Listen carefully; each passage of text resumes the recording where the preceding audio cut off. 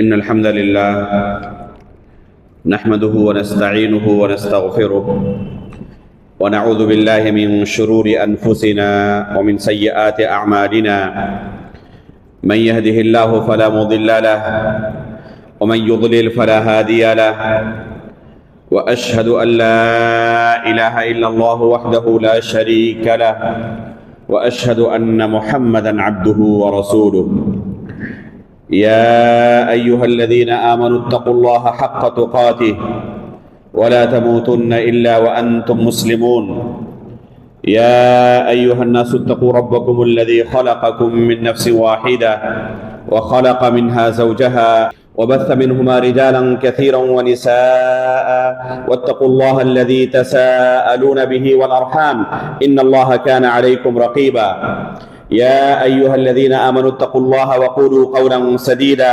يصلح لكم أعمالكم ويغفر لكم ذنوبكم ومن يطع الله ورسوله فقد فاز فوزا عظيما أما بعد فإن أصدق الحديث كتاب الله وأحسن الهدي هدي محمد صلى الله عليه وسلم وشر الأمور محدثاتها وكل محدثة بدعة وكل بدعة ضلالة وكل ضلالة في النار.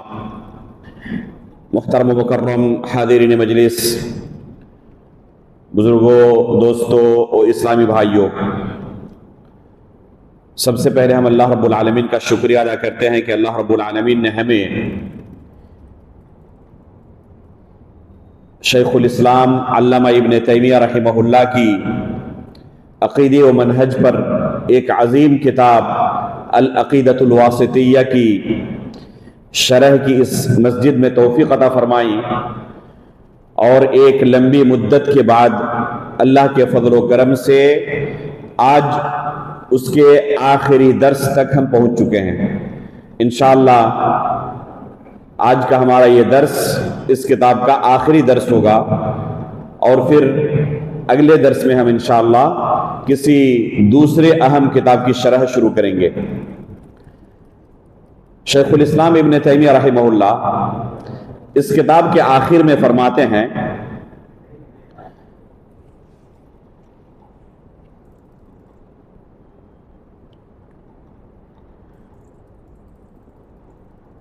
وَلَكِنْ لَمَّا أَخْبَرَ صلی اللہ علیہ وسلم أَنَّ أُمَّتَهُ سَتَفْتَرِقُ عَلَى 73 فِرْقَةٍ كلها في النار إلا واحدة وهي الجماعة. وفي حديث عنه أنه قال هم من كان على مثل ما أنا عليه وأصحابي صار المتمسكون بالإسلام المحض الخالص عن الشوب هم أهل السنة والجماعة. اس عبارت کے اندر شیخ الاسلام علامہ ابن تیمیہ رحمہ اللہ نے اہل سنت والجماعت کا وجہ تسمیہ کیا ہے، اور یہ نام کہاں سے آیا، اس کی ضرورت کیوں پڑی، اس نام کی بنیاد کس چیز پر ہے، اس کی وضاحت فرمائی ہے. فرماتے ہیں کہ اللہ کے رسول صلی اللہ علیہ وسلم نے اپنی زندگی میں یہ پیشین گوئی کر دی تھی، یہ وضاحت کر دی تھی، اپنی امت کو آگاہ کر دیا تھا کہ عنقریب اس امت کے اندر اختلافات جنم لیں گے. جو دین چھوڑ کر میں جا رہا ہوں، تمام لوگ قیامت تک اسی دین پر قائم رہیں ایسا نہیں ہوگا. کچھ وقت کے بعد اس امت کے اندر کچھ ایسے حضرات آئیں گے جو اس دین کو بگاڑنے کی کوشش کریں گے، اس کے اصل روشن اور صاف شفاف چہرے کو داغدار کرنے کی کوشش کریں گے. اور یہ اللہ رب العالمین کی سنت کونیہ ہے. اس سے پہلے کے جو ادیان گزر چکے ہیں، جو مذاہب گزر چکے ہیں، یا جن انبیاء علیہ السلام کو اللہ رب العالمین نے اس دنیا میں بھیجا تھا، ان کے ساتھ بھی ایسا ہو چکا ہے. اصل دین پر بعد میں آنے والے باقی نہیں رہے۔ انبیاء اکرام نے جو دین لوگوں کے سامنے پیش کیا تھا اس کے اندر کافی زیادہ تبدیلیاں کر ڈالی اور اصل دین کو بگاڑ کر رکھ دیا۔ اسی طریقے سے اس امت کے اندر بھی یہ کوشش ہوگی۔ البتہ اللہ رب العالمین کی ایک خصوصی رحمت ہے اس امت کے ساتھ کہ قیامت تک ہمیشہ ہر دور میں ایک جماعت ایسی ہوگی جو اصل دین پر قائم ہوگی۔ یہ اس امت کے اوپر اللہ رب العالمین کا خاص فضل و کرم ہے، رحمت ہے اللہ رب العالمین کی۔ ایسا نہیں ہو سکتا کہ پوری دنیا کے اندر تمام لوگوں کے پاس بگڑا ہوا دین ہو اور کسی کے پاس اصل دین موجود نہ ہو، تمام کے تمام لوگ گمراہ ہو جائیں۔ اس امت کے اندر ایسا نہیں ہوگا۔ لا تجتمع امتی علی ضلالہ، میری امت گمراہی پر اجماع نہیں کر سکتی، تمام کے تمام لوگ گمراہی پر متفق ہو جائے، ایسا نہیں ہو سکتا۔ لا تزال طائفة من امتی ظاہرین علی الحق، اللہ کے رسول صلی اللہ علیہ وسلم فرماتے ہیں کہ ہمیشہ میری اس امت کے اندر ایک جماعت ایسی ہوگی جو حق پر غالب ہوگی۔ لا يضرهم من خذلهم ولا من خالفهم حتى يأتي امر اللہ، لوگ کوشش کریں گے ان کی مخالفت کی، لوگ کوشش کریں گے ان کو نقصان پہنچانے کی، لیکن اللہ رب العالمین کا فیصلہ آ جانے تک ان کا کچھ بگاڑ نہیں پائیں گے، ان کو راہ راست سے بھٹکا نہیں پائیں گے، یہ قائم رہیں گے، تمام مصیبتوں کو پریشانیوں کو جھیل لیں گے، لیکن اللہ رب العالمین کے دین کو بگڑنے دیں یہ قبول نہیں کریں گے۔ تو اللہ کے رسول صلی اللہ علیہ وسلم نے اس حدیث کے اندر اس امت کی ایک فضیلت بیان کی ہے۔ اللہ رب العالمین کی رحمت ہے اس امت کے ساتھ کہ ہمیشہ اس امت کے اندر اصل دین پر عمل کرنے والے قیامت تک باقی رہیں گے۔ ایسا نہیں ہو سکتا کسی زمانے میں کہ تمام لوگ اصل دین سے منحرف ہو گئے، کسی کے پاس اصل دین نہیں، سب کے سب باطل پر اجماع کر لیے، ایسا نہیں ہوگا۔ حق پر قائم ہمیشہ ایک جماعت ضرور رہے گی۔ تو اس امت کے اندر ہونے والے مستقبل میں حالات کے بارے میں رسول اللہ صلی اللہ علیہ وسلم نے اپنی زندگی کے اندر ہی پیشن گوئی کر دی تھی۔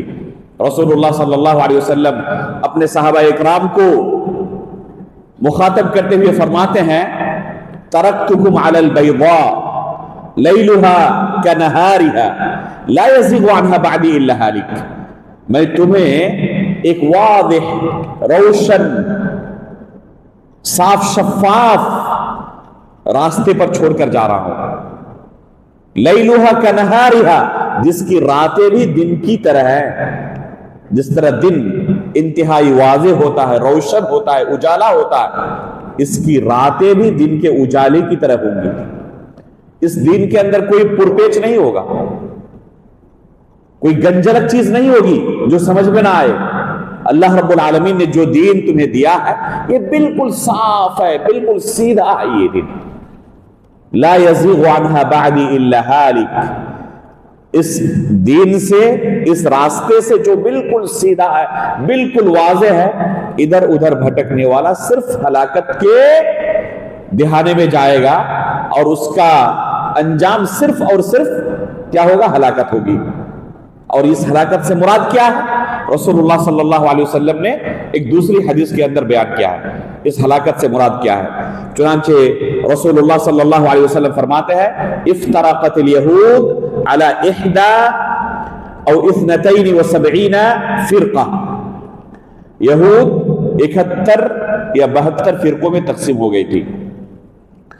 وتفرقت النصارى على 71 فرقہ، اور نصارہ 71 یا 72 فرقوں میں تقسیم ہو گئی تھی۔ وتفترق امتی علی 73 فرقہ، اور میری امت ان سے زیادہ ہوگی، یعنی 73 فرقوں میں تقسیم ہو جائے گی۔ یہ ابو داؤد کے اندر، ترمذی وغیرہ کے اندر حدیث موجود ہے۔ یہ حدیث متعدد صحابہ اکرام سے مروی ہے اور اس کے الفاظ میں معمولی سا فرق ہے، ہر روایت کے اندر معمولی سا فرق ہے۔ یہ حدیث اللہ کے رسول صلی اللہ علیہ وسلم سے ثابت ہے، اللہ کے رسول صلی اللہ علیہ وسلم نے بعض روایتوں کے اندر اسی طرح فرمایا کہ میری یہ امت 73 فرقوں میں تقسیم ہو جائے گی. آگے کیا فرماتے ہیں؟ کلھا فی النار الا واحدہ فی الجنہ. یہ تمام کے تمام فرقے جہنمی ہیں، یہ جہنم جانے والے ہیں، سوائے ایک فرقے کے جو جنت جانے والی ہے. اسی کو اللہ کے رسول صلی اللہ علیہ وسلم کی دوسری حدیث کے اندر جو ابھی آپ کے سامنے پیش کی گئی، اللہ کے رسول صلی اللہ علیہ وسلم نے بیان کیا تھا، لا تزال طائفۃ من امتی ظاہرین علی الحق، کہ ایک جماعت ہمیشہ قیامت تک حق پر قائم ہوگی. یہ جماعت کیا ہے؟ نجات پانے والی جماعت ہے. اسی کو فرقہ ناجیہ کہتے ہیں، اسی کو طائفہ منصورہ کہتے ہیں. فرقہ ناجیہ مطلب نجات پانے والی جماعت، طائفہ منصورہ مطلب ایسی جماعت جس کے ساتھ اللہ رب العالمین کی مدد شامل ہے.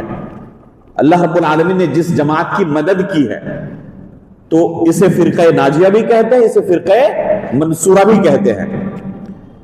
وہی الجماعہ، فرماتے ہیں کہ جو نجات پانے والی جماعت ہوگی، جو جنت میں جائے گی، یہی جماعت ہے. وہی الجماعہ، یہی جماعت ہے.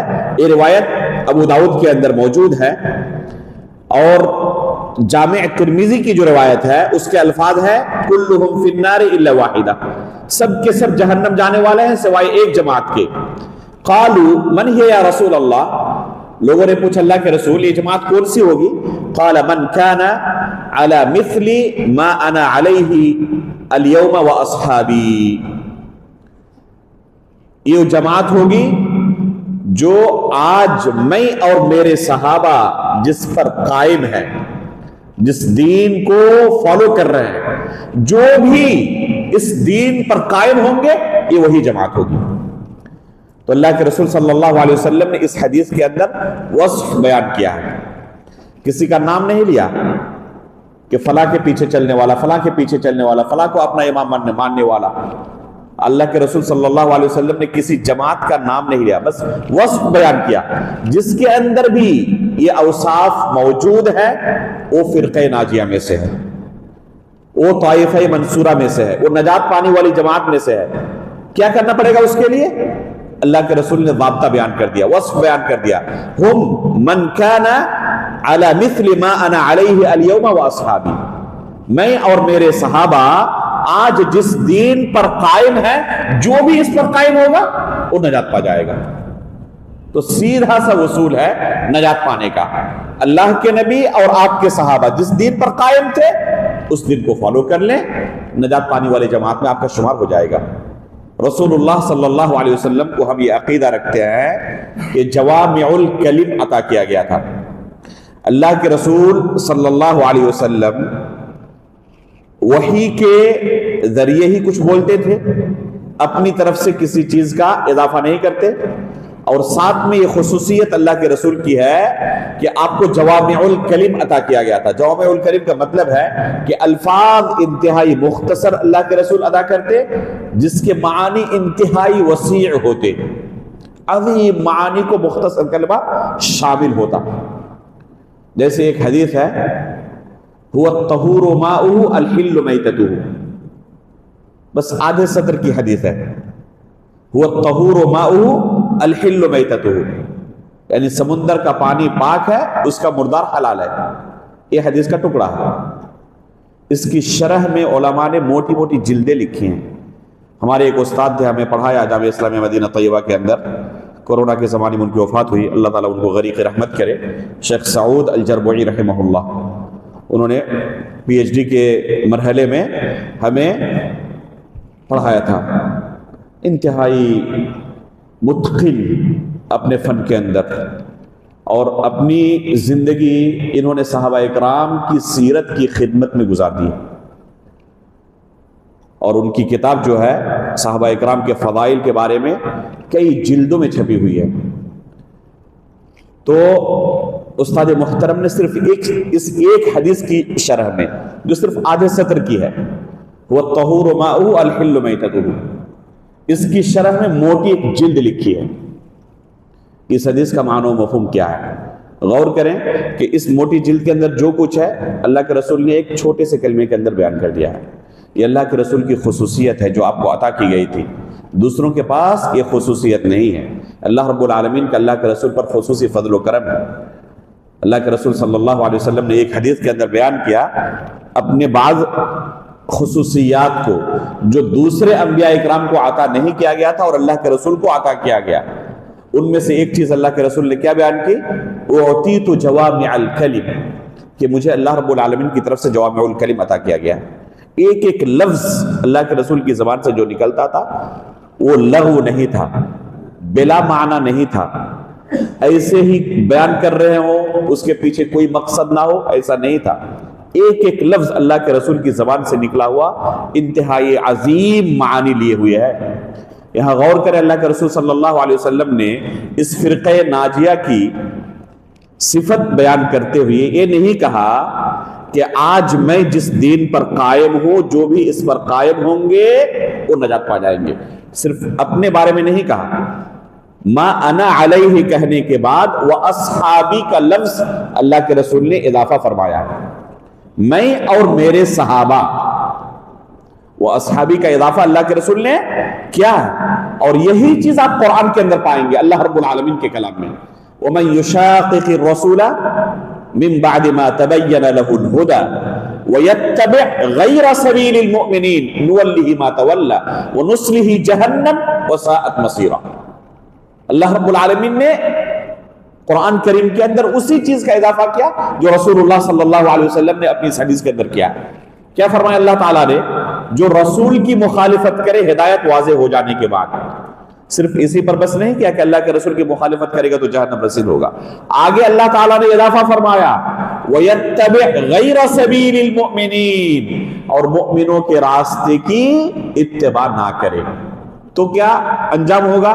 نُوَلِّهِ مَا تَوَلَّى وَنُصْلِهِ جَهَنَّمَ، اس کا انجام جہنم رسید ہونا۔ تو اللہ کے رسول صلی اللہ علیہ وسلم نجات کا نسخہ بیان کر رہے ہیں، میں اور میرے صحابہ جس دین پر قائم ہے، جو اس پر قائم ہوگے نجات ملے گی۔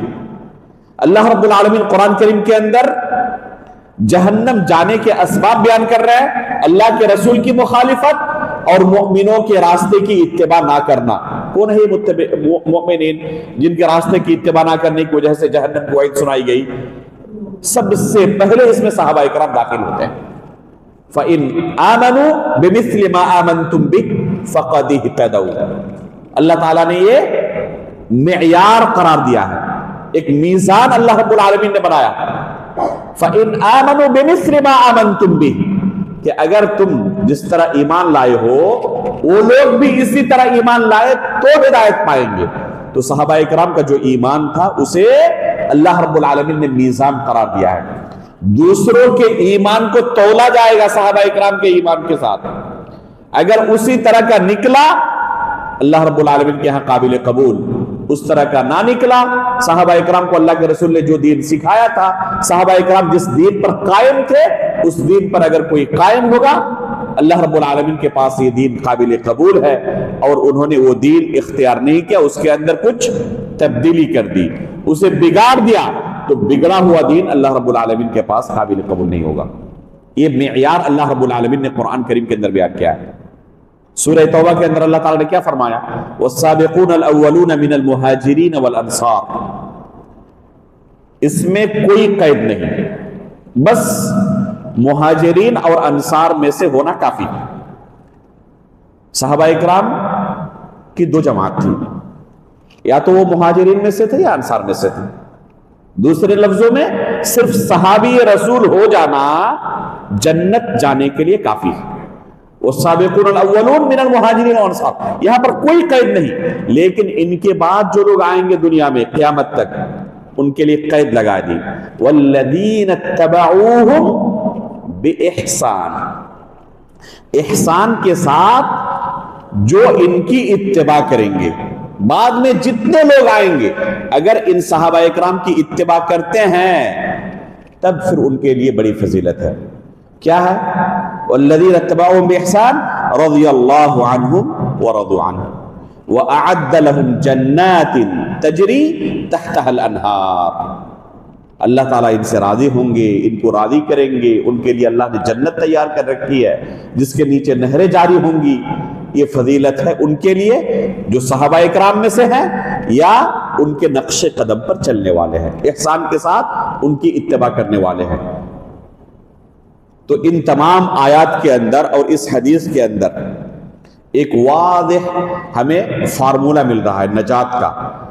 اگر نجات پانا چاہتے ہیں تو صحابہ اکرام کو جو دین اللہ کے رسول نے سکھایا تھا، جس دین پر صحابہ اکرام کو اللہ کے رسول نے چھوڑا تھا، اس دین کی اتباع کرنے سے قیامت تک جو بھی اتباع کریں گے وہ فرقہ ناجیہ میں شمار ہوں گے، وہ طائفہ منصورہ میں شمار ہوں گے۔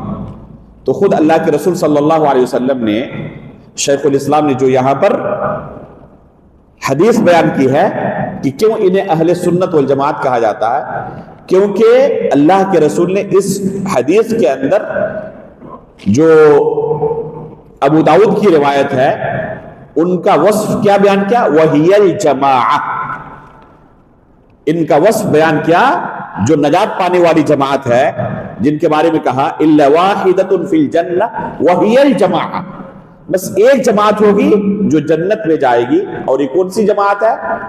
وَهِيَ الْجَمَاعَةِ، اسے جماعت کہتے ہیں۔ تو اس جماعت سے مراد کیا ہے؟ اس جماعت سے مراد صحابہ اکرام کی جماعت ہے، اس جماعت سے مراد صحابہ اکرام کی جماعت ہے۔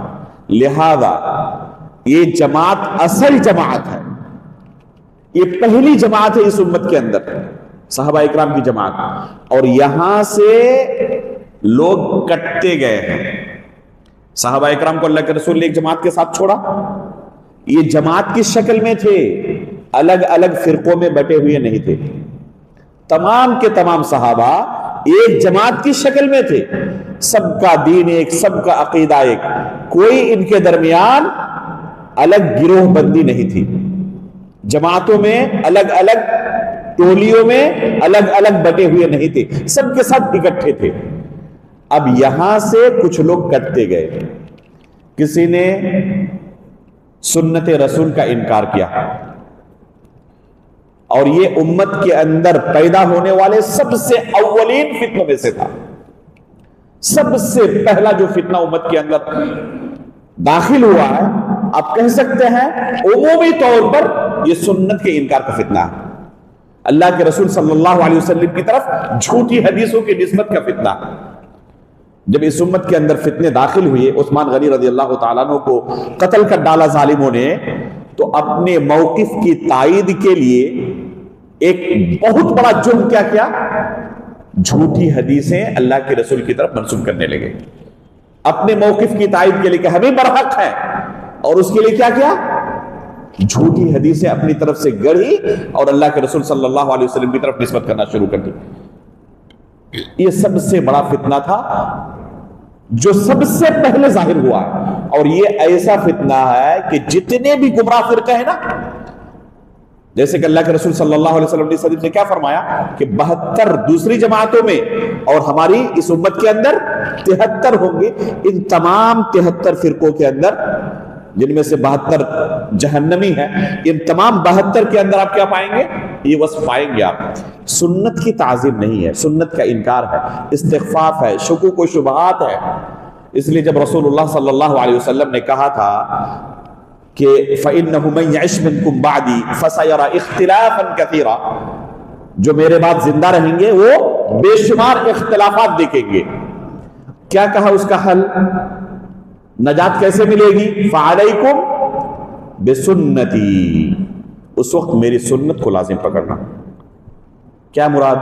قرآن کو چھوڑ دیں بس سنت کو لازم پکڑیں، یہ مراد ہے؟ اگر کوئی قرآن کو چھوڑ دے اور صرف سنت کو لازم پکڑے، نجات مل جائے گی؟ تو پھر اللہ کے رسول نے سنت کا صرف تذکرہ کیوں کیا، قرآن کا تذکرہ کیوں نہیں کیا؟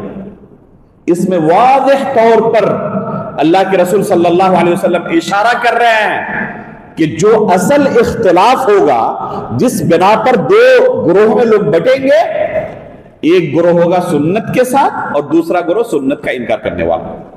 سنت کے تعلق سے استخفاف کا شکار ہونے والا، سنت کے تعلق سے شکوک و شبہات پیدا کرنے والا، اللہ کے رسول کی طرف جھوٹی حدیثوں کی نسبت کرنے والا، جس بارے میں اللہ کے رسول نے اپنی زندگی میں وعید بیان کر دی تھی، من کذب علی متعمدا فلیتبوأ مقعدہ من النار۔ اسے علماء نے متواتر احادیث میں شمار کیا ہے کہ اگر کوئی شخص میری طرف کسی چیز کی جھوٹی نسبت کرتا ہے، اپنا ٹھکانہ جہنم بنا لے، علی الاطلاق، چاہے اس کی نیت کتنی اچھی کیوں نہ ہو۔ بعد حضرات عباد الزہاد تھے جن کے ہاں تصوف داخل ہو گیا، آج بھی یہ چیز پائیں گے آپ صوفیہ کے ہاں، مقصد بڑا نیک تھا، لوگوں کو نیک اعمال کی طرف ترغیب دینے کے لیے کیا کیا انہوں نے؟ جھوٹی حدیثیں گڑنا شروع کی، اللہ کے رسول کی طرف نسبت کرنا شروع کر دیا۔ مقصد کیا تھا؟ تاکہ لوگ نیک اعمال کی طرف آگے بڑھیں۔ دیکھا لوگوں کو قرآن سے دور ہے، قرآن پڑھنے کے لیے فرصت نہیں، دوسری چیزوں میں مشغول ہیں، تو کیا کیا؟ قرآن کی فلاں سورت کی یہ فضیلت ہے، اللہ کے رسول نے بیان کیا۔ اللہ کے رسول نے بیان نہیں کیا ہے، اپنی طرف سے گڑ کے اللہ کے رسول کی طرف منسوخ کر رہا ہے۔ مقصد کیا ہے؟ تاکہ لوگ قرآن پڑھنا شروع کریں۔ مقصد تو بڑا نیک ہے، مقصد بڑا نیک ہے۔ اب کسی نے یہ جھوٹی حدیث سنی، اتنی بڑی فضیلت اس سورہ کی، اب پڑھنا شروع کر دیا۔ اس بندے کے لیے تو اچھا ہوا جو قرآن سے غافل تھا، قرآن سے جڑ گیا، اس بندے کے لیے اچھا ہوا، لیکن جس نے یہ حدیث گڑھی ہے اور لوگوں کو اس طرح ترغیب دی، اس کے لیے اچھا ہوا؟ اس کے لیے اس نے اپنا ٹھکانہ جہنم بنا لیا۔ وعید اس کے لیے ہے کہ وہ اس عمل کی وجہ سے جہنم تک جا سکتا ہے، انتہائی سخت وعید۔ تو ضروری نہیں کہ کوئی شخص کسی کو کوئی بات کہے اور اس کی بات کی وجہ سے لوگ صحیح راستے پر آ جائیں، اور اس کا اپنا طریقہ غلط ہو تو چونکہ نتیجہ بڑا اچھا آیا اس لیے اس کو معاف کر دیا جائے گا، یہ کہا جائے گا۔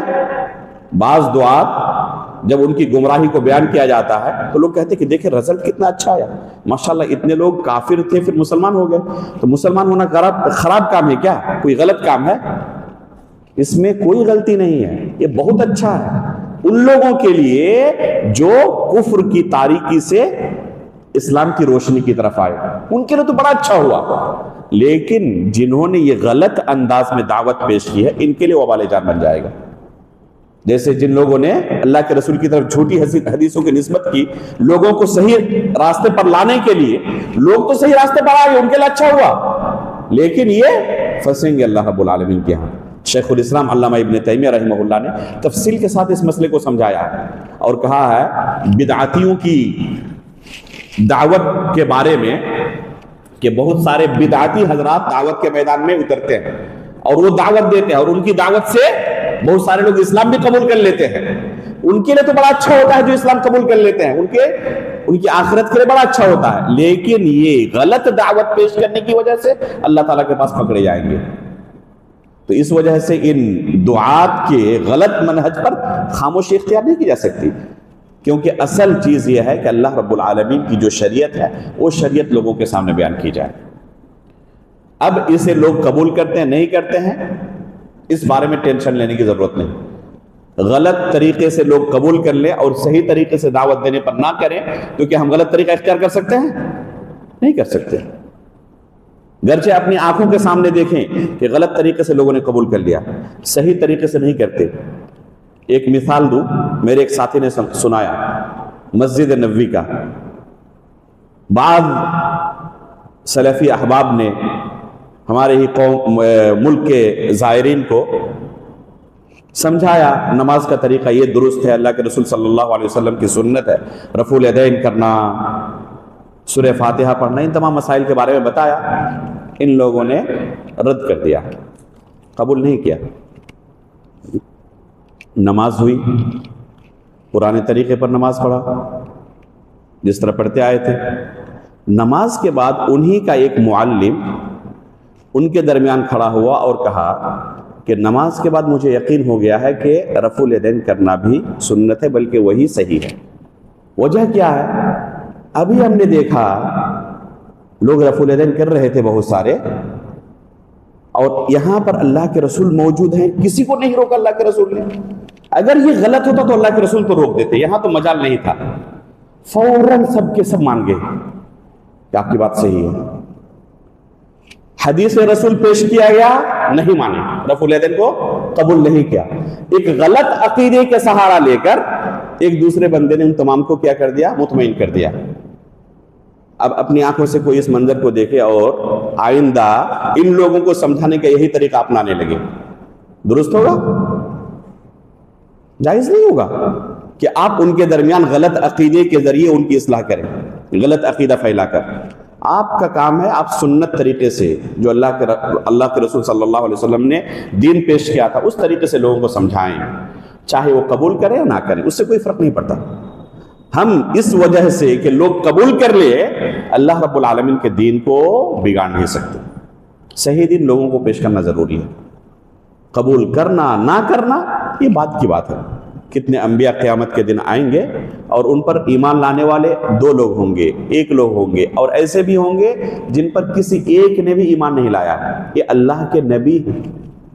کبھی انہوں نے نہیں کہا کہ کم از کم لوگ کچھ مان تو لیں ہماری بات، کمپرومائز کر لیتے ہیں اور ان کو پہلے اپنا متبع بنا لیں بعد میں سدھاریں گے، نہیں کیا انہوں نے۔ اللہ کا دین ہے، بس اس صورت میں قبول کرنا ہے کرو، نہیں کرنا ہے ہم تمہاری وجہ سے اللہ کے دین کو بگاڑ نہیں سکتے، تمہاری خواہش کے مطابق اسے ڈھال نہیں سکتے۔ اللہ کا دین ہے اسی طرح، چاہے تم اس صورت میں قبول کرو نہ کرو، دین کو بدلا نہیں جائے گا، تمہیں اپنے آپ کو بدلنا ہوگا، چاہے تمہاری مرضی کے مطابق ہو چاہے مرضی کے مطابق نہ ہو۔ تو یہ اصل ہے۔ رسول اللہ صلی اللہ علیہ وسلم نے اس حدیث کے اندر کہا ہم الجماعہ، اور اس حدیث میں کیا کہا؟ نجات پانے کا طریقہ کیا ہے؟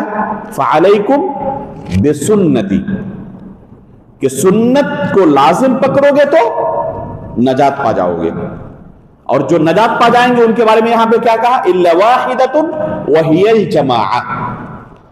تو اس حدیث میں سنت کی بات آئی اور اس حدیث کے اندر جماعت کی بات آئی۔ ان 2 کلمات سے شیخ الاسلام ابن تیمیہ رحمہ اللہ فرماتے ہیں کہ اہل السنت والجماعہ کا لفظ وجود میں آیا ہے، لہذا اس اختلاف کے زمانے میں جب یہ فتنہ ظاہر ہوا تھا اور 2 گروہوں میں لوگ بٹ گئے، ایک سنت کے ساتھ اور ایک سنت کی مخالفت میں، جو لوگ سنت کے ساتھ رہے ان کو اہل السنہ کہا گیا، اور جو سنت کے ساتھ نہیں رہے ان کو کیا کہا گیا؟ اہل البدعہ کہا گیا۔ چنانچہ صحیح مسلم کے مقدمے کے اندر آج لوگ الزام لگاتے ہیں کہ یہ نام آپ لوگوں نے آج ایجاد کیے ہیں۔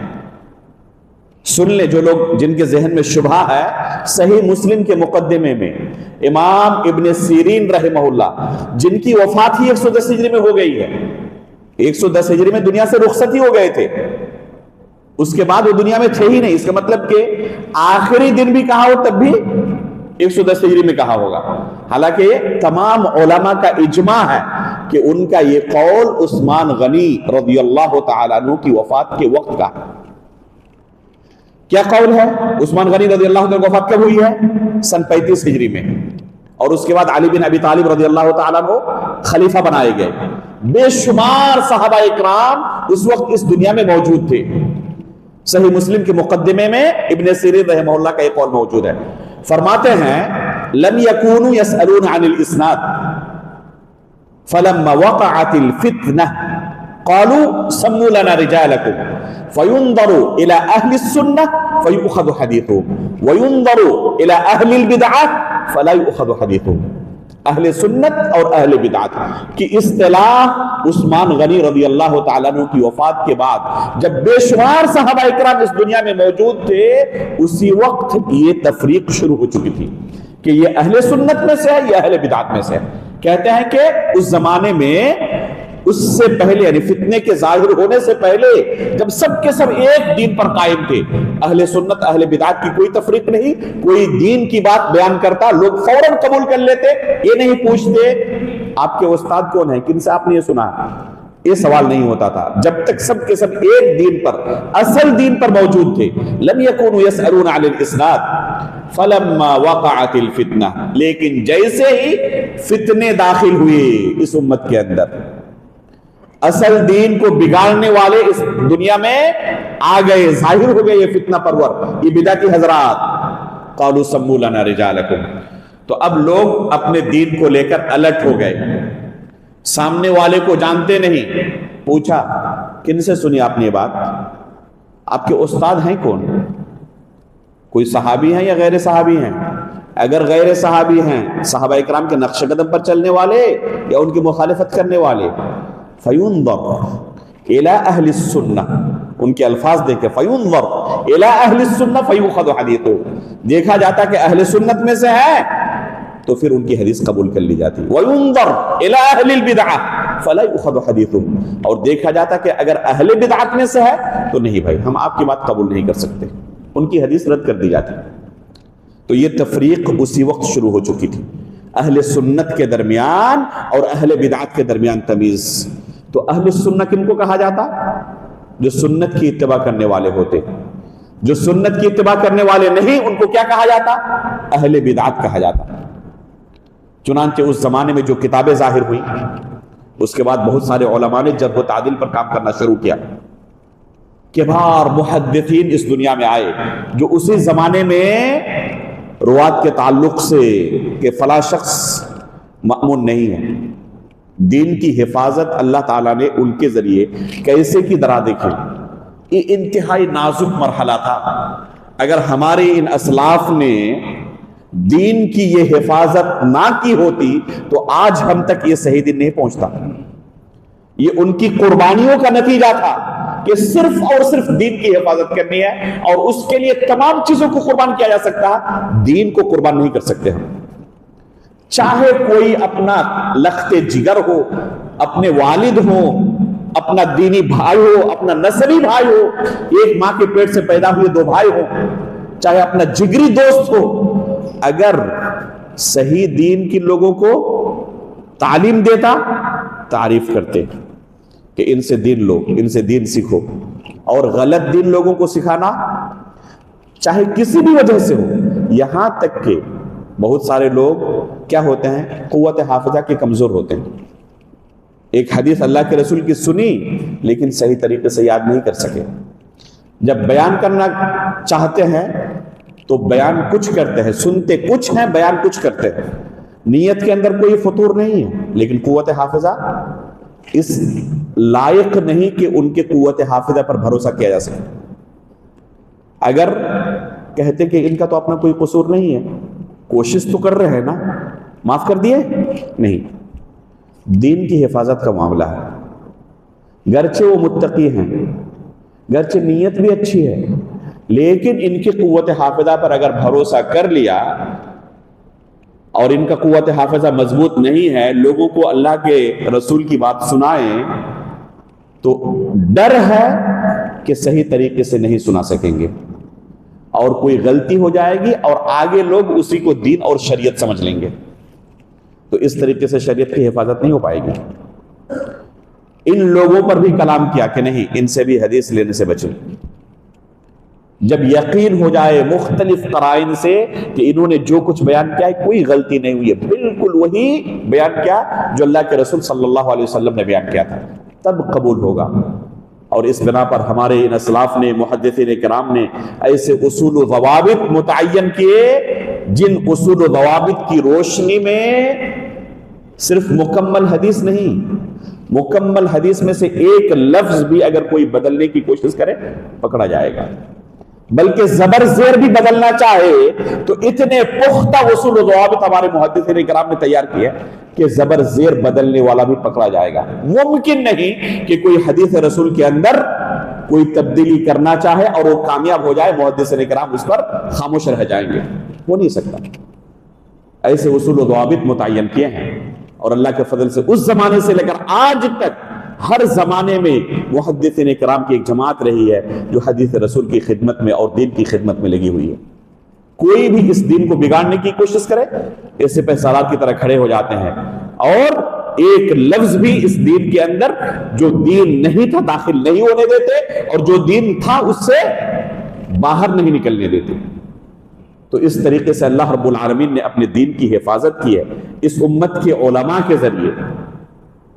ان اسلاف نے اپنے بیٹوں پر جرح کیا، اپنے بھائی پر جرح کیا، امام علی بن مدینی رحمہ اللہ نے اپنے والد محترم پر جرح کیا، امام شعبہ بن حجاج رحمہ اللہ نے اپنے بیٹے پر، اپنے داماد پر جرح کیا. عبد الحمید الضبی رحمہ اللہ نے اپنے سگے بھائی پر جرح کیا. یہ دین اتنی آسانی سے نہیں پہنچا.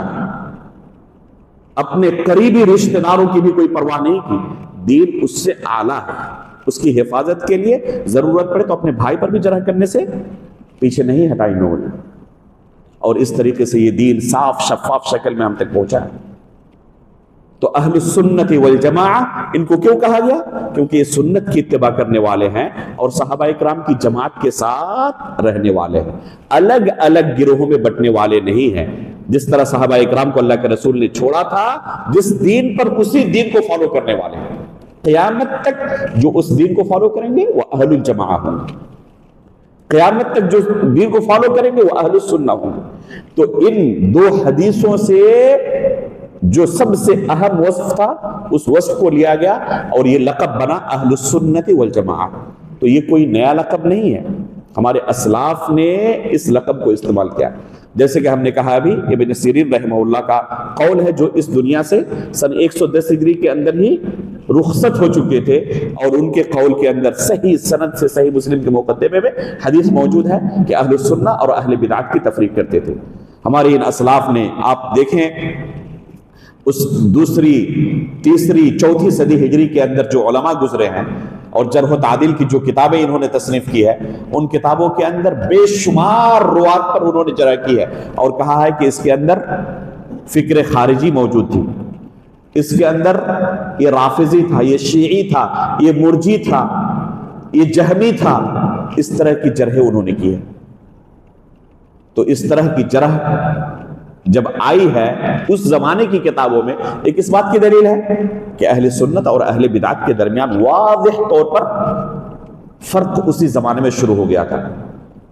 تو یہ القابات اہل سنت سے اپنے اہل بدعت سے اپنے آپ کو تمیز کرنے کے لیے ہمارے اسلاف نے اختیار کیا. اور جب انہوں نے یہ القابات اختیار کیے، کسی نے نہیں کہا کہ یہ اللہ کے رسول کے صحابہ کے زمانے میں جب اللہ کے رسول نے انہیں چھوڑا تھا اس وقت تو نہیں تھا. سب کے سب صرف کس نام سے پکارے جاتے تھے؟ سب کو مسلمان ہی صرف کہا جاتا تھا، مؤمن کہا جاتا تھا. قرآن میں اللہ تعالیٰ نے مسلمان بھی کہا ہے، مؤمن بھی کہا، عباد اللہ بھی کہا، عباد الرحمن بھی کہا. مختلف الفاظ آئے ہیں، صرف مسلمان کا لفظ نہیں آیا، مؤمن بھی آیا، عباد الرحمن بھی آیا، عباد اللہ بھی آیا. مختلف الفاظ آئے ہیں. انصار اور مہاجرین کا لفظ بھی آیا ہے.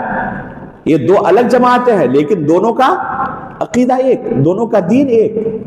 اگر سب ایک ہی دین پر قائم ہو اور الگ الگ ملکوں میں ان کے الگ الگ نام ہو تو اس سے کوئی فرق نہیں پڑتا. جیسے بر صغیر کے ماحول میں اہل حدیث کا لفظ کتاب و سنت کے اتباع کرنے والوں کے لیے بولا جاتا ہے، لیکن اب سعودی عرب چلے جائیں تو اہل حدیث کا لفظ وہاں پہ معروف نہیں ہے. وہاں پہ سلفیت کا لفظ معروف ہے کہ فلاں سلفی ہے اور فلاں سلفی نہیں ہے. اور بھی بہت سارے دوسرے ممالک کے اندر دوسرے القاب استعمال کیا جاتا ہے، لیکن سب کا محور اور سب کا معنی و مفہوم ایک ہوتا ہے.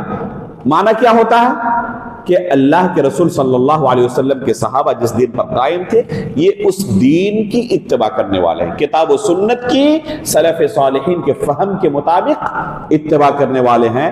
ایسے لوگوں کو کہا جائے گا کہ یہ اہل السنت والجماعہ ہیں، اہل الحدیث ہیں. تو اہل حدیث کا لقب بھی یہ کوئی نیا لقب نہیں ہے. جیسے کہ بعض لوگ آج اہل حدیث کے لقب کے بارے میں اعتراض کرتے ہیں اور کہتے ہیں کہ انگریزوں کی ایجاد کردہ ہے. نعوذ باللہ من ذالک. انہیں اپنے اسلاف کی کتابوں کے بارے میں کوئی علم نہیں، ورنہ یہ لفظ، اس لفظ پر کبھی بھی اعتراض نہیں کرتے. امام احمد بن حنبل رحمہ اللہ نے یہ لفظ استعمال کیا اور کہا ہے لا تزال طائفۃ من امتی ظاہرین علی الحق. جو اللہ کے رسول نے یہ خوشخبری سنائی ہے کہ ہمیشہ میری امت میں ایک جماعت ہوگی جو حق پر قائم ہوگی. امام احمد بن حنبل رحمہ اللہ اس حدیث کی تفسیر کرتے ہوئے کیا فرماتے ہیں، اس حدیث کی تشریح کرتے ہوئے کیا فرماتے ہیں، ان لم یکونوا من اہل الحدیث فلا ادری من هم. اگر یہ اہل حدیث نہیں ہے تو مجھے نہیں پتا پھر کون ہے. اہل حدیث کا لفظ امام احمد بن حنبل رحمہ اللہ استعمال کر رہے ہیں. بے شمار سلف صالحین نے لفظ اہل حدیث کو استعمال کیا ہے. جب ان نصوص کو ان کے سامنے رکھا جاتا ہے جو لفظ اہل حدیث پر آج اعتراض کرتے ہیں تو یہ کیا کہتے ہیں کہ اہل حدیث سے مراد محدثین کی جماعت ہے. جن کا کام علم حدیث کی خدمت کرنا تھا، علم حدیث کو لوگوں تک پہنچانا تھا، حدیثوں کی روایت کرنی تھی، تحقیق اور چھان بین کرنی تھی، ان کو اہل حدیث کہا جاتا تھا. یعنی دوسرے لفظوں میں اہل حدیث سے مراد محدثین ہے، جن کا مشغلہ علم حدیث نہیں تھا، وہ مراد نہیں اس سے. یہ بالکل غلط مفہوم ہے، یہ مفہوم درست نہیں ہے. میری ایک کتاب ہے منہج سلف کا دفاع، اس کے اندر پہلا مسئلہ میں نے جو ذکر کیا ہے وہ یہی ہے. یہ ہے سلف صالحین کے نزدیک لفظ اہل حدیث کا معنی و مفہوم. یہ آج کے زمانے کی بات نہیں کر رہا ہوں، اس میں سلف صالحین کے نزدیک لفظ اہل حدیث جو ہمارے اسلاف گزر چکے ہیں، دوسری صدی، تیسری صدی، چوتھی صدی، پانچویں صدی ہجری میں متقدمین علماء وہ لفظ اہل حدیث سے کیا مراد لیتے تھے. آپ ان کے نصوص کو دیکھیں، پائیں گے کہ ان کے نزدیک اس لفظ کے دو مفہوم تھے، دو معنی لیتے تھے. وہ ایک معنی مراد لیتے تھے جو عام معنی تھا، اور ایک خاص معنی مراد لیتے تھے. عام معنی کیا ہے اس لفظ کا، لفظ اہل حدیث کا؟ جو بھی صحابہ اکرام کے منہج پر قائم ہے وہ اہل حدیث ہے. اللہ کے رسول نے صحابہ اکرام کو جو دین سکھایا تھا، جو بھی قیامت تک اس دین کی اتباع کرنے والا ہے وہ اہل حدیث ہے، چاہے علم حدیث کے ساتھ اس کا تعلق ہو یا نہ ہو، چاہے کسی بھی فن کے ساتھ تعلق ہو. مثال کے طور پر ایک فقہ کے ساتھ تخصص کر رہا ہے، اس کا مشغلہ علم فقہ ہے، علم حدیث نہیں ہے. ایک دوسرا ہے علم تفسیر کے ساتھ اس کا مشغلہ، تیسرا ہے عربی زبان و ادب کے ساتھ اس کا مشغلہ ہے. حدیث کے بارے میں اسے نالج نہیں ہے، جانکاری نہیں، اس کو محدثین میں شمار نہیں ہوتے. یہ سب کے سب اہل الحدیث کے لفظ میں شامل ہیں، چاہے کسی بھی فن سے اس کا تعلق ہو، اگر صحابہ اکرام کے دین پر قائم ہو تو اہل الحدیث میں سے. یہاں تک کہ اگر کوئی شخص پڑھا لکھا نہ ہو، بالکل جاہل ہو، لکھنا پڑھنا نہ جانتا ہو، لیکن اس دین کی اتباع کرنے والا ہو جو دین اللہ کے رسول نے اپنے صحابہ کو سکھایا ہے، تو اس سے اس لفظ سے وہ بھی شامل ہے، اس لفظ کے اندر وہ بھی شامل ہے اور وہ بھی مراد ہے اس لفظ سے. اور اس کتاب کے اندر میں نے اس کے کئی دلائل ذکر کیا ہے. مثال کے طور پر ایک دلیل آپ کے سامنے رکھ رہا ہوں.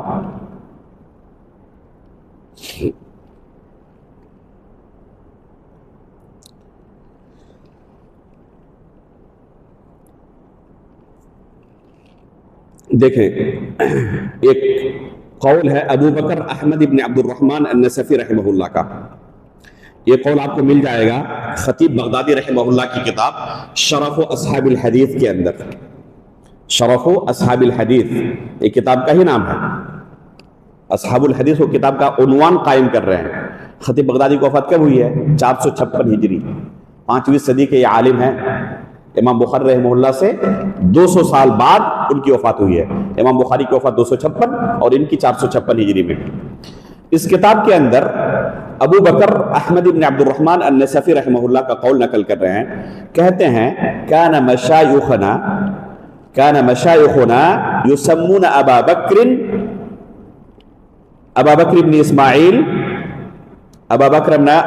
ابن اسماعیل ابا ثمود لأنه كان من أصحاب الحديث فصار من أصحاب الرأي. يقول الله تعالى وأما ثمود فهديناهم فاستحبوا العمى على الهدى. قرآن میں اللہ رب العالمین نے یہ آیت نازل کی ہے کہ وَأَمَّا ثَمُودُ فَهَدَيْنَاهُمْ، ثمود کو ہم نے راستہ دکھایا سیدھا کہ یہ سیدھا راستہ، ان کو ہدایت دی. فَاسْتَحَبُّ الْعَمَى عَلَى الْهُدَى، تو انہوں نے ہدایت کے مقابلے میں گمراہی کو پسند کیا. ہدایت کے مقابلے میں ثمود نے کیا کیا؟ گمراہی کو پسند کیا. تو ان کو ثمود کہا اللہ تعالیٰ نے. ابو بکر احمد ابن عبد الرحمن فرماتے ہیں کہ ابو بکر ابن اسماعیل کو ہمارے اساتذہ ابو ثمود کہا کرتے تھے. ابو بکر ابن اسماعیل کو ہمارے اساتذہ کیا کہتے تھے؟ ابو ثمود کہا کرتے تھے. کیوں؟ لأنه كان من اصحاب الحدیث فصار من اصحاب الرأی، کیونکہ پہلے یہ اصحاب الحدیث میں تھے، بعد میں اصحاب الرائے میں سے ہو گئے۔ اگر ہم یہاں پر خاص معنی مراد لیتے ہیں کہ اصحاب الحدیث کا لفظ وہ صرف محدثین کے لیے استعمال کرتے تھے، تو یہاں کیا معنی ہوگا کہ پہلے وہ محدثین میں سے تھے، علم حدیث کے ماہرین میں سے تھے، اور اچانک کیا ہوگا، جاہل ہو گئے اور اصحاب الرائے میں سے ہو گئے۔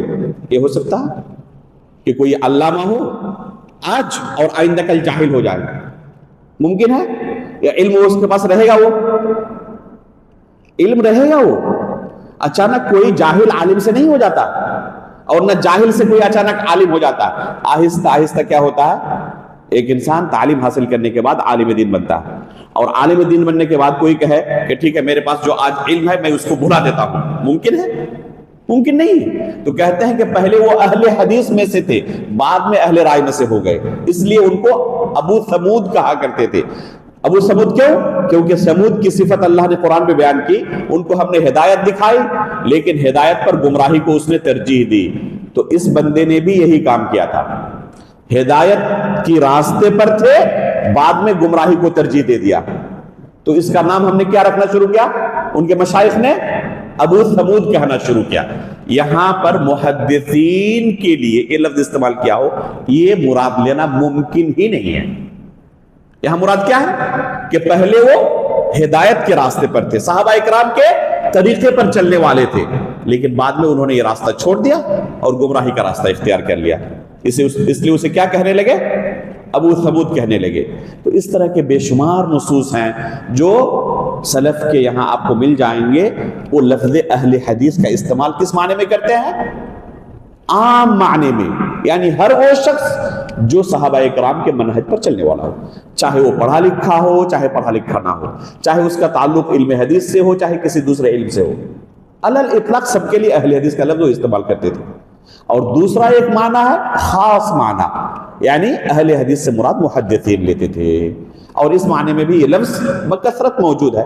تو دونوں معنوں میں یہ لفظ موجود ہے ان کے یہاں واضح طور پر۔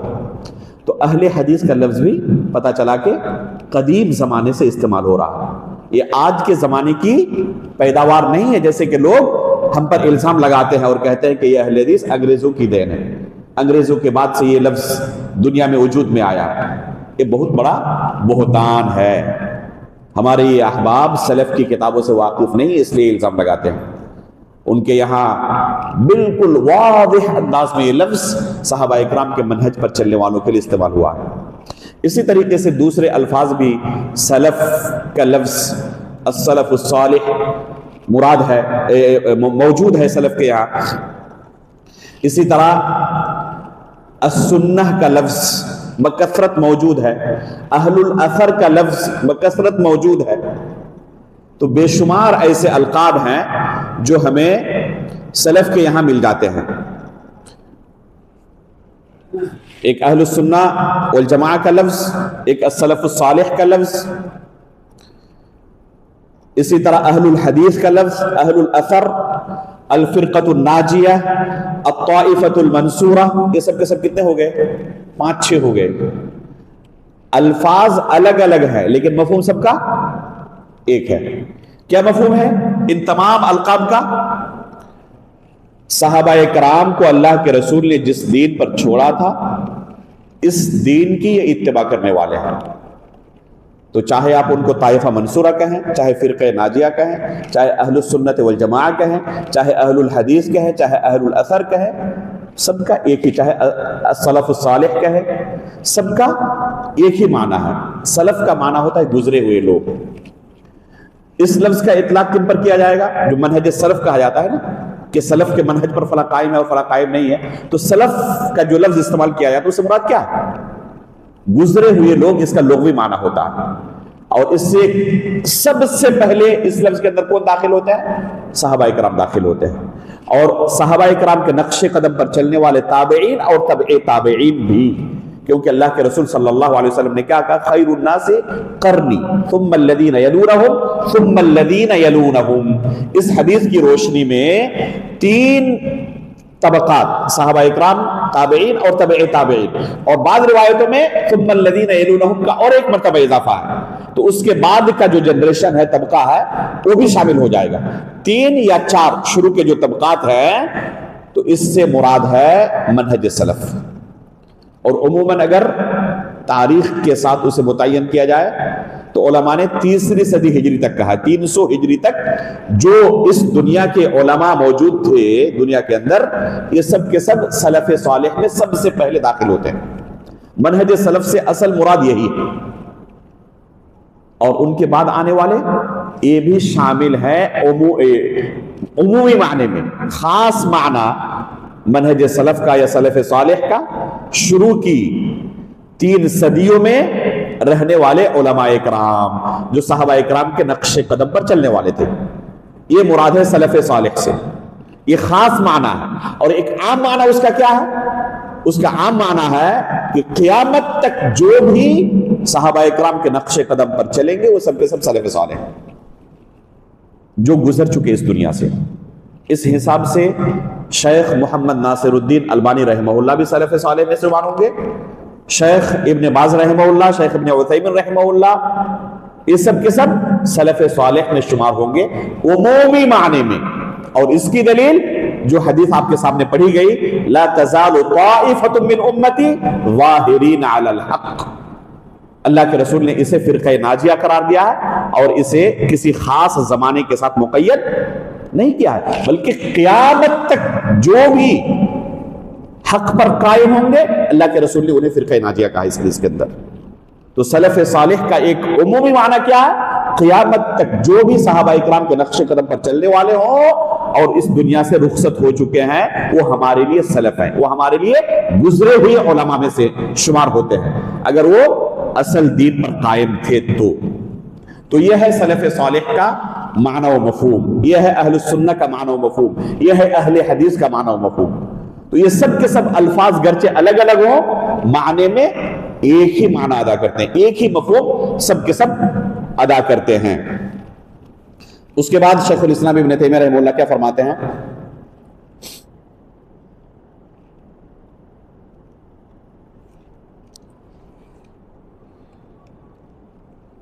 وَفِيهِمُ الصِّدِّيقُونَ وَالشُّهَدَاءُ وَالصَّالِحُونَ۔ ان اہل سنت والجماعت کے اندر اللہ رب العالمین نے بعض لوگوں کو بڑا اونچا مقام و مرتبہ عطا کیا ہے۔ اللہ رب العالمین نے بعض لوگوں کو بڑا اونچا مقام و مرتبہ عطا کیا ہے، ان میں سے بعض صدیق کے مرتبے پر فاضل ہیں۔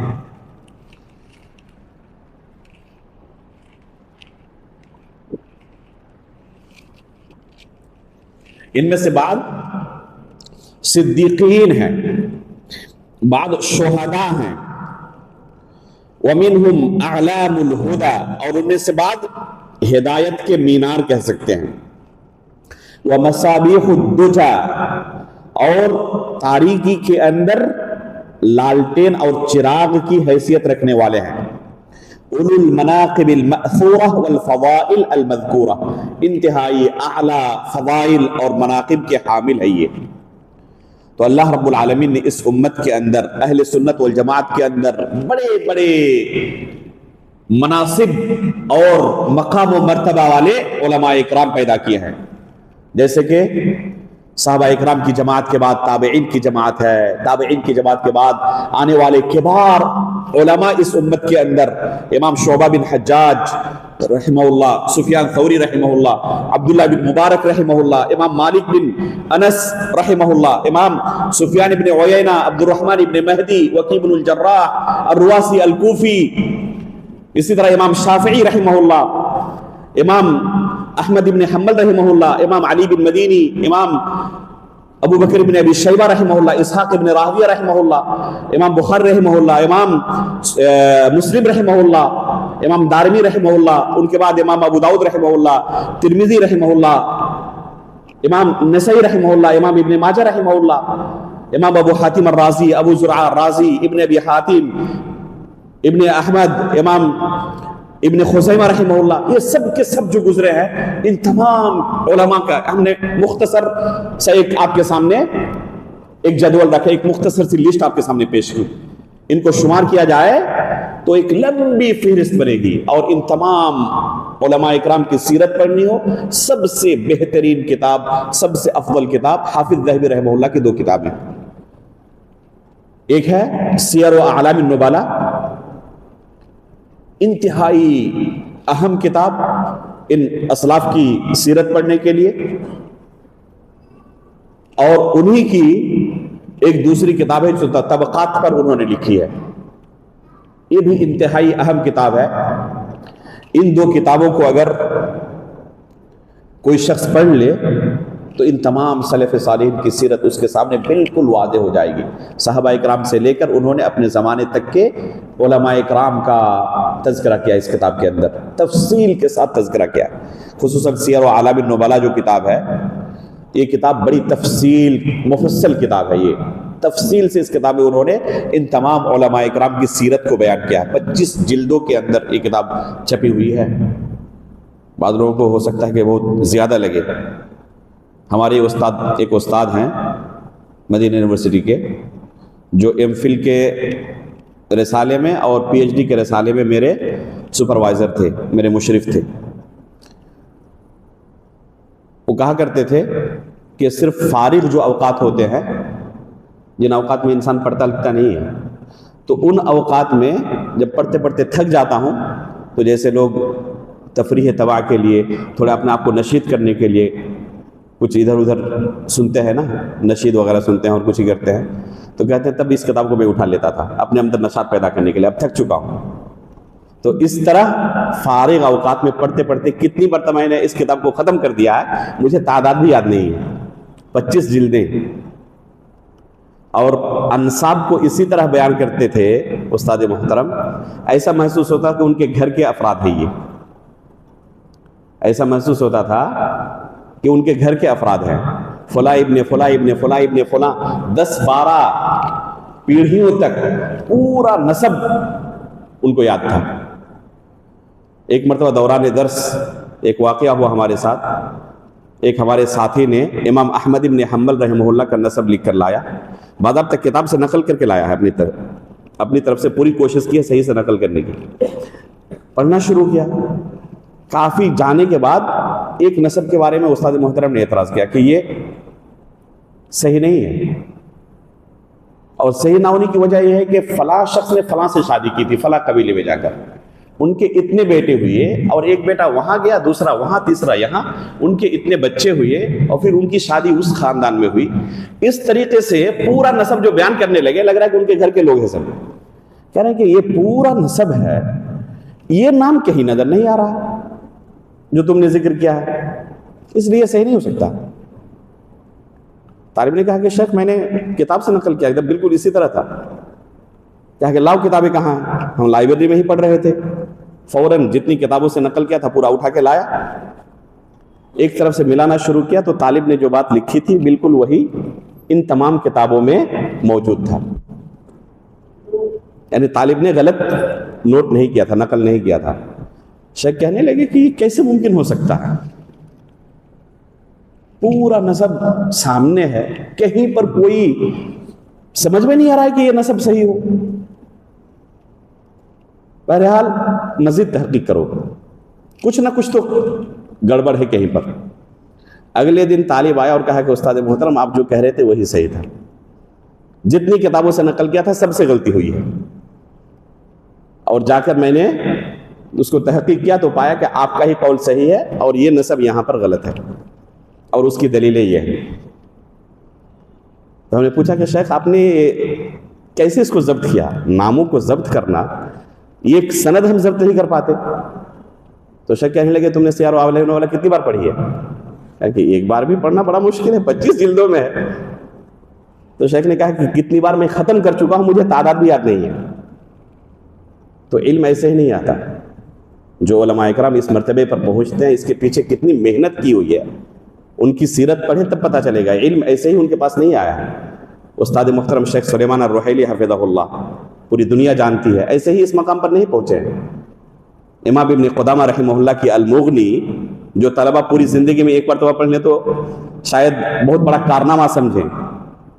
شیخ کی عادت ہے وہ جب اقوال ذکر کرتے ہیں فقہا کے تو ایسا محسوس ہوتا ہے کہ ان کے سامنے کتاب کھلی ہوئی ہے اور پڑھتے رہتے ہیں فلاں امام کا یہ قول، فلاں امام کا یہ قول، فلاں امام کا یہ قول، اور کبھی ان کو کوئی تردد نہیں ہوتا. کسی نے پوچھا کہ آخر کیسے شیخ نے اتنا ضبط کیا ہے؟ تو جواب نکل کے کیا آیا کہ شیخ کی عادت ایک زمانے سے ہے، ہر سال کم از کم ایک مرتبہ المغنی کو ختم کر دیتے ہیں. اور طلبہ پوری زندگی میں اگر ایک مرتبہ پڑھیں تو بہت بڑا کارنامہ سمجھیں گے، اور شیخ کی عادت ہے ہر سال ایک مرتبہ ضرور ختم کر دیتے ہیں اس کتاب کو. تو جن علماء کے پاس اس قدر ٹھوس علم ہے، اس علم کے لیے انہوں نے کتنی قربانی دی ہے وہی جانتے ہیں. تو شیخ الاسلام ابن تیمیہ رحمہ اللہ انہی جیسے علماء کے بارے میں فرماتے ہیں کہ اہل سنت والجماعت کے اندر بڑے بڑے علماء اللہ رب العالمین نے اس دنیا میں پیدا کیے. یہ ہدایت کی روشنی کی طرح ہے، ٹمٹماتے اندھیرے کے اندر چراغ کی طرح ہے جو لوگوں کو روشنی دکھاتے ہیں، راستہ دکھاتے ہیں. ہدایت کے مینار ہیں یہ علماء اکرام، اور انہی علماء کے ذریعے اللہ رب العالمین نے اس دین کی حفاظت کی ہے. وفیہم الابدال، اور ان میں سے بعض ابدال بھی ہیں. یہ لفظ آپ نے سنا ہوگا. اہل بدعت اس لفظ کا استعمال بہت زیادہ کرتے ہیں، قطب، ابدال اور پتہ نہیں کیا کیا کہتے ہیں. حقیقت میں یہ لفظ ابدال والا کسی بھی حدیث میں صحیح سند سے ثابت نہیں ہے. اس تعلق سے بعض احادیث وارد ہے، لیکن کسی بھی حدیث میں خود شیخ الاسلام ابن تیمیہ رحمہ اللہ نے دوسری کتابوں میں اس لفظ پر سخت نکیر کی ہے، اور یہاں پر ابدال کا لفظ ثابت کیا ہے. تو جن علماء نے اس کتاب کی شرح کی ہے سب نے تقریباً یہی چیز بیان کی ہے کہ یہاں ابدال سے مراد کون ہے؟ متقی و پرہیزگار علماء اکرام جو اللہ کے رسول صلی اللہ علیہ وسلم کے دین پر قائم ہے، صحابہ اکرام کے دین پر جو قائم ہے وہ مراد ہے یہاں پر ابدال سے. اور یہ لفظ انہوں نے کیوں استعمال کیا؟ وہ لا تزال طائفۃ من امتی والے حدیث سے، کیونکہ یہ بدلتے رہتے ہیں. ایک زمانے میں یہ ہیں، یہ گزر جائیں گے، پھر دوسرے آئیں گے، پھر وہ گزر جائیں گے، پھر آئیں گے، تو گویا کہ بدل رہے ہیں. تو اس سے یہ ابدال کا لفظ آیا ہے.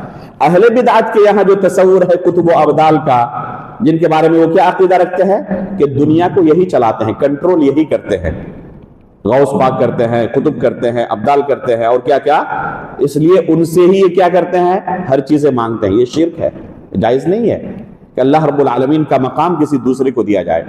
تو قطعاً شیخ الاسلام کی مراد ابدال سے، اہل بدعت کے یہاں جو مفہوم ہے، تصور ہے، وہ ابدال مراد یہاں نہیں ہے.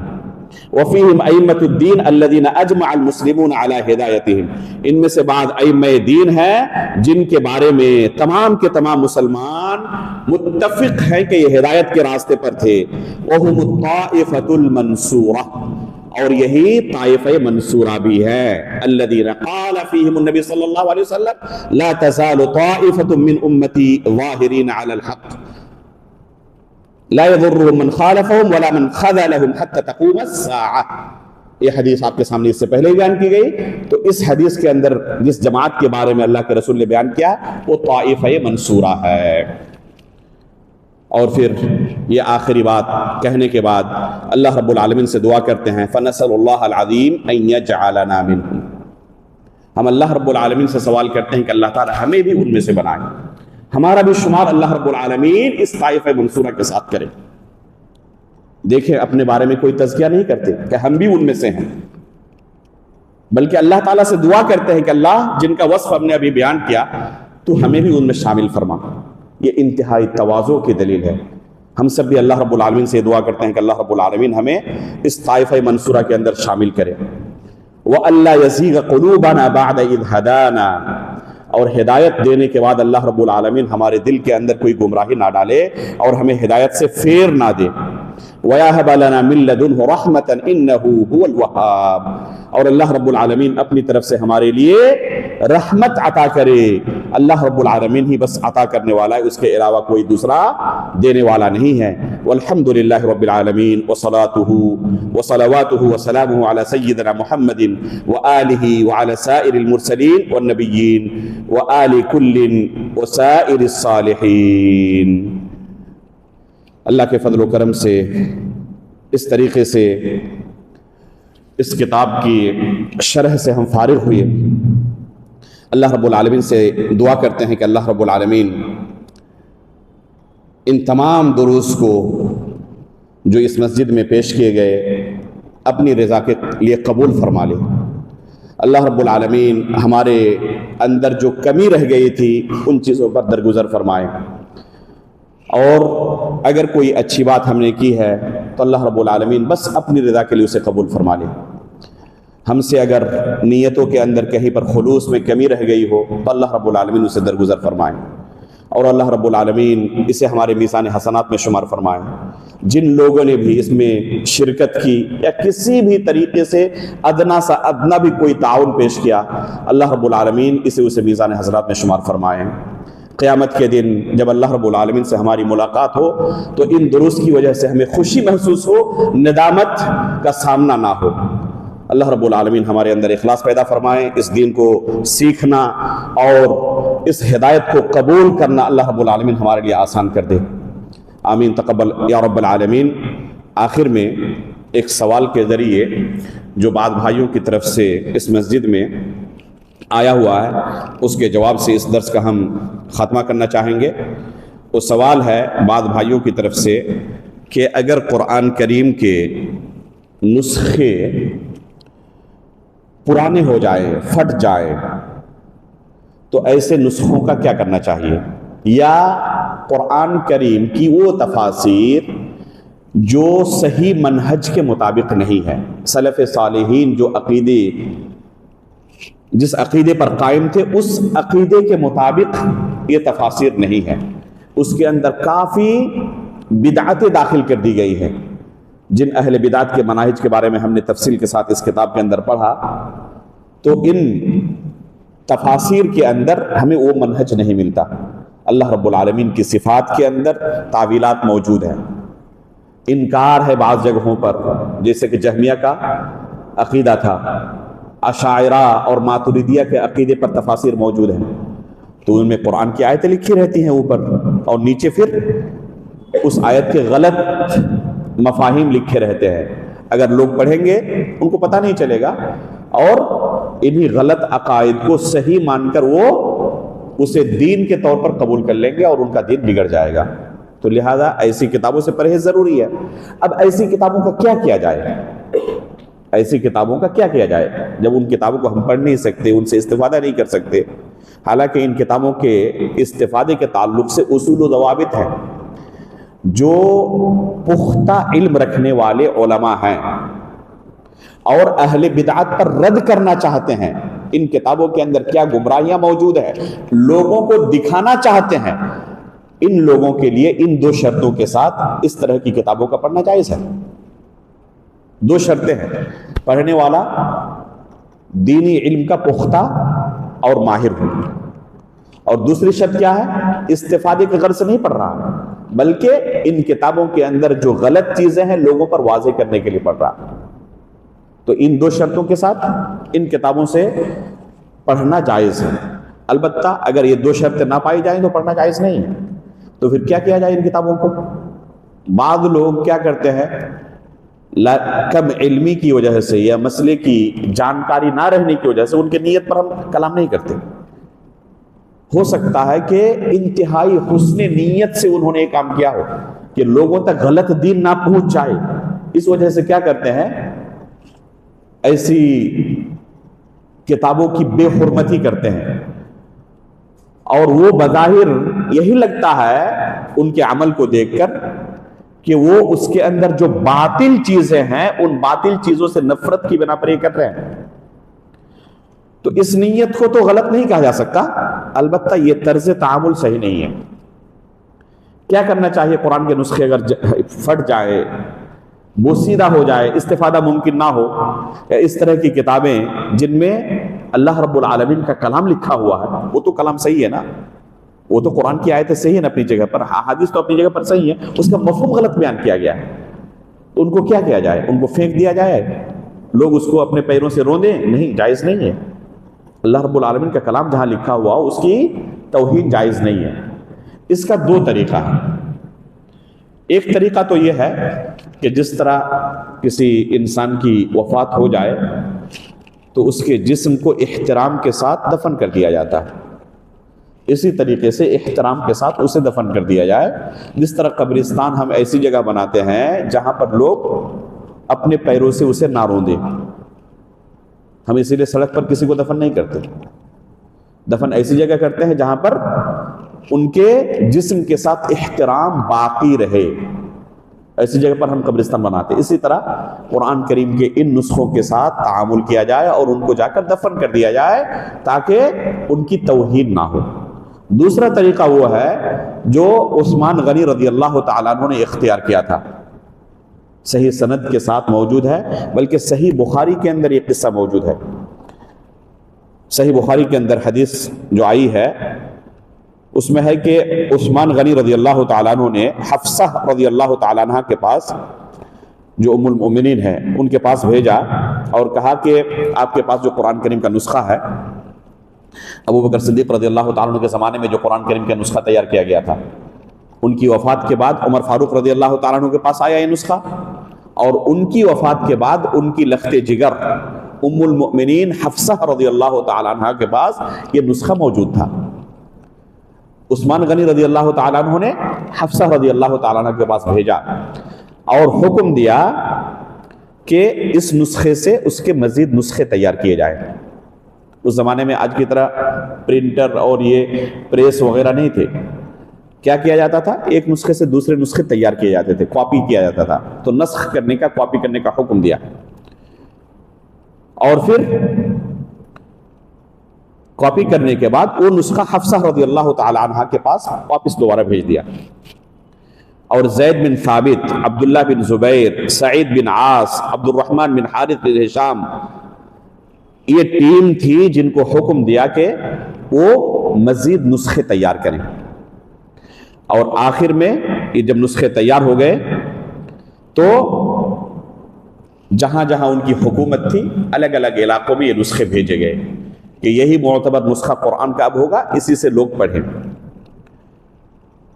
اور اس کے علاوہ جو بھی دوسرے قرآن کے نسخے لوگوں کے ہاتھ موجود تھے، جن دوسرے نسخوں سے لوگ پڑھا کرتے تھے، ان کے بارے میں کیا حکم دیا؟ وَأَمَرَ بِمَا سِوَاهُ مِنَ الْقُرْآنِ فِي كُلِّ صَحِيفَةٍ أَوْ مُصْحَفٍ أَن يُحْرَقْ. یہ صحیح بخاری کے الفاظ ہیں کہ اس کے علاوہ جتنے نسخے ہیں تمام نسخوں کے بارے میں عثمان غنی رضی اللہ تعالیٰ نے حکم دیا کہ ان کو جلا دیا جائے. صحابہ اکرام کے مجمع میں یہ کام کیا گیا، تابعین کے مجمع میں یہ کام کیا گیا، اور کسی نے نکیر نہیں کی کہ اس طرح تو آپ قرآن کی توہین کر رہے ہیں، آپ قرآن کو جلا رہے ہیں. کسی نے توہین اسے نہیں سمجھا اور نکیر نہیں کی. تو گویا کہ صحابہ اکرام کا اجماع اس پر قائم ہے کہ اس طرح قرآن کے نسخوں کو جلا دیا جائے. جلانا دو طریقے سے لوگ کرتے ہیں آج کے زمانے میں. کچھ لوگ اس پر عمل کرنے کی وجہ سے، صحابہ اکرام کے طریقے پر عمل کرنے کی وجہ سے جلاتے ہیں، اور کچھ لوگ ہم دیکھتے ہیں کہ توہین کرنے کے لیے قرآن کو جلاتے ہیں. بہت سارے ملکوں کے اندر خبر آتی ہے کہ وہ کیا کرتے ہیں، قرآن جلاتے ہیں لوگوں کے سامنے. یہود و نصارہ اور دوسرے مذاہب کے ماننے والے، وہ کیا کس لیے جلاتے ہیں؟ عثمان غنی رضی اللہ تعالیٰ کے سنت پر عمل کرنے کے لیے، قرآن کی توہین کے لیے جلاتے ہیں. تو اگر کوئی شخص آج کے زمانے میں جلائے اور اس کے عمل سے بظاہر یہ لگے کہ وہ بھی توہین کرنا چاہتا ہے قرآن کی، جائز نہیں وہ جلانا. پھر اگر توہین کے مقصد سے کوئی جلائے تو آج بھی حرام ہے. لیکن عثمان غنی رضی اللہ تعالیٰ عنہ نے جس طریقے سے جلایا تھا اس کی اتباع کرتے ہوئے کوئی جلانا چاہے کہ یہ بھی قرآن کے ان نسخوں کے ساتھ احترام کا طریقہ یہی ہے، تو پھر جلا سکتا ہے، کوئی حرج نہیں ہے. تو یہ دو طریقے صحیح طریقے ہیں، ان قرآن کریم کی تفاسیر کے ساتھ یا قرآن کے پرانے نسخوں کے ساتھ اسی طرح کیا جائے. اگر لا علمی میں کسی سے کوئی غلطی ہو گئی ہے تو اللہ رب العالمین سے توبہ کرے، اللہ رب العالمین معاف کرنے والا. مستقبل میں کبھی اس طرح کے حالات پیش آئے تو اس طریقے سے کیا جائے، تو اس کو احترام کے ساتھ دفن کر دیا جائے، یا پھر اس کو احترام کے ساتھ جلایا جائے، اور پھر اس کو ایک دم ریزہ ریزہ کر کے تاکہ کوئی آیت کسی کو نہ ملے، اسے پھر ایسی جگہ بہا دیا جائے جس میں توہین کا کوئی پہلو نہ رہ جائے.